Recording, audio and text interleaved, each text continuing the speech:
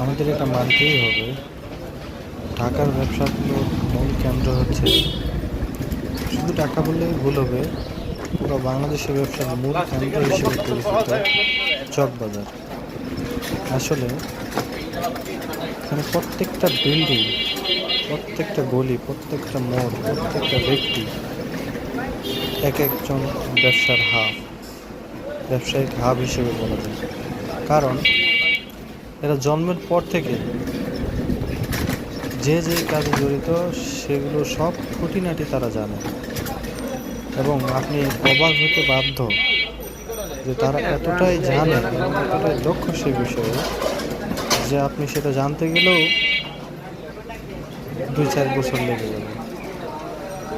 আর মানুষ যে বলে যে টাকা ছাড়া ব্যবসা হয় না, এটা যতটা সত্য, তার চেয়ে বড় সত্য হচ্ছে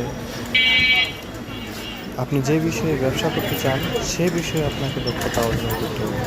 আর এটা যদি বিশ্বাস না হয়, আপনাকে চকবাজার গিয়ে গলি গলি খুঁজতে হবে।